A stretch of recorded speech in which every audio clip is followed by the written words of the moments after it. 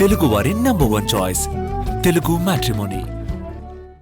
Nalgonda medical కాలేజీలో ragging కలకలం రేపింది. వరుసగా రెండో ఏడాది ర్యాగింగ్ ఘటన చోటు చేసుకుంది. విషయం దాచిపెట్టేందుకు కాలేజ్ మేనేజ్మెంట్ అనేక విధాలుగా ప్రయత్నిస్తోందనే ఆరోపణలు వినిపిస్తున్నాయి. ర్యాగింగ్పై మొదటిసారి ఫిర్యాదు అందిన వెంటనే చర్యలు తీసుకుని ఉంటే ఇంత రచ్చ జరిగేది కాదనే అభిప్రాయం వ్యక్తమవుతోంది. నల్లగొండ మెడికల్ కళాశాలలో వరుసగా రెండో ఏడాది కూడా ర్యాగింగ్ వ్యవహారం బయటపడింది. ఈ ఘటన ఆలస్యంగా వెలుగులోకి వచ్చింది. సెకండ్ ఇయర్ మెడికల్ స్టూడెంట్స్ తమను ర్యాగింగ్ చేస్తున్నారని first year medical students care taker కు ఫిర్యాదు చేసినట్లుగా తెలుస్తోంది. ర్యాగింగ్ ఘటన గత నెల 31న మెడికల్ కళాశాల హాస్టల్లో చోటు చేసుకోగా అదే రోజు కేర్ టేకర్ కు ఫిర్యాదు చేశారు బాధిత విద్యార్థులు. తమపై జూనియర్లు ఫిర్యాదు చేయడాన్ని సీనియర్లు జీర్ణించుకోలేకపోయారు. ఈ నెల 4న మరోసారి జూనియర్లపై ర్యాగింగ్ కు పాల్పడ్డారు సీనియర్లు. రెండవసారి ర్యాగింగ్ జరిగిన సమయంలో సీనియర్ విద్యార్థులు జూనియర్ విద్యార్థుల పట్ల వికృతంగా ప్రవర్తించినట్లు తెలుస్తోంది.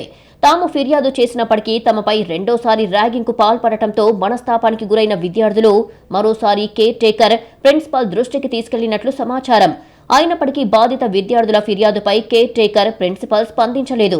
ర్యాగింగ్ విషయం మీడియాకు చేరడంతో విషయం దాచిపెట్టేందుకు ప్రయత్నించింది కాలేజీ యాజమాన్యం. ర్యాగింగ్ కాదు, ఇంటరాక్షన్ మాత్రమే జరిగిందని చెబుతున్నారు.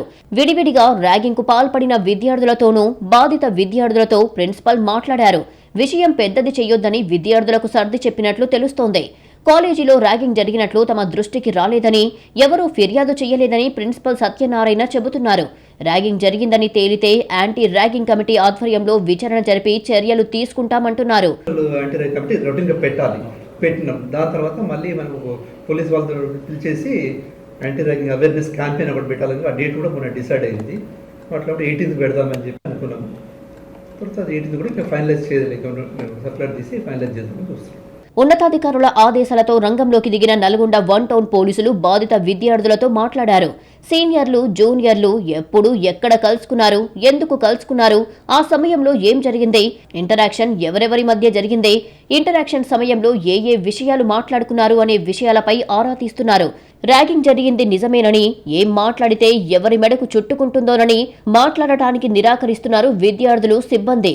గతేడాది కూడా ర్యాగింగ్ జరిగిన విషయాన్ని రహస్యంగా ఉంచిన విషయం గుర్తు చేస్తున్నారు. లాస్ట్ ఇయర్ కూడా నల్గొండ మెడికల్ కాలేజీ హాస్టల్లో ర్యాగింగ్ విషయం ఆలస్యంగా వెలుగులోకి వచ్చింది. ఆడియో, వీడియోలు బయటికి రావడంతో నేషనల్ మెడికల్ కౌన్సిల్ సీరియస్ గా రియాక్ట్ అయ్యింది. 5 స్టూడెంట్స్ ని సస్పెండ్ చేశారు. మరో 2 6 నెలలు, ఇంకో 2 3 నెలలు, మరొక విద్యార్థిని నెలపాటు సస్పెండ్ చేశారు.